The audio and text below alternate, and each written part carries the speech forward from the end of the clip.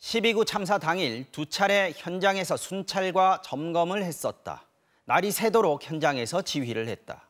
박희영 용산구청장이 했던 이 말들이 속속 거짓으로 드러나고 있습니다. 왜 거짓 해명을 했나 질문에 박 구청장 측은 참사 트라우마로 경황이 없었다고 했습니다. 이동경 기자입니다.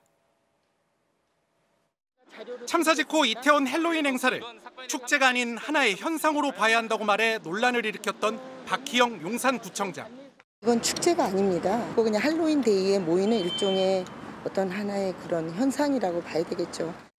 MBC와 단독 인터뷰 당시 박 구청장은 책임을 다했다며 참사 전에 두 차례 현장 순찰과 점검을 했다고 언급하기도 했습니다.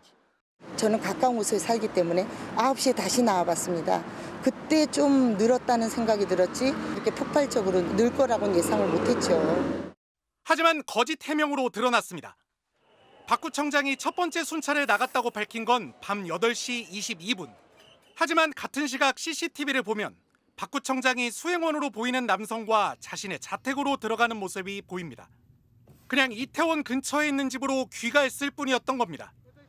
취재팀과 인터뷰에서 언급한 밤 9시경 나온 모습은 보이지 않았고 두 번째 순찰 시각이라고 공식 설명한 9시 30분에도 집 밖으로 나오지 않았습니다.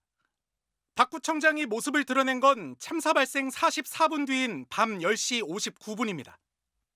모처럼 박 구청장 스스로 밝힌 시각과 일치합니다. 내가 현장에 출동한다. 그리고 도착한 게 10시 59분입니다. 그때부터는 제가 이제 통제했죠. 하지만 이후 세부 행적은 다시 어긋납니다. 용산구청에 따르면 박 구청장은 아침 7시 반까지 현장에서 지휘를 했습니다. 그런데 CCTV에 포착된 박 구청장의 귀가 시간은 2시간 이른 새벽 5시 38분이었습니다. 그리고 3시간 뒤인 오전 8시 49분 다시 집을 나섰습니다. 밤사이 서울소방재난본부가 주재한 긴급회의가 6차례나 열렸지만 단 한 차례도 참석하지 않았습니다. 행적을 거짓 해명했다는 논란이 일자 용산구는 박 구청장이 참사 충격과 트라우마로 경황이 없었기 때문이라고 설명했습니다. 또 소방재난본부 주재회의에 불참한 건 자치구의 참석 대상자가 보건소장이기 때문이라고 주장했는데 당시 회의엔 용산 소방서장과 서울시 부시장 등 관계 기관장들이 참석했습니다.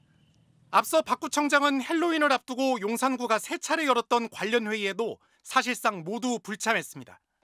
MBC 뉴스 이동경입니다.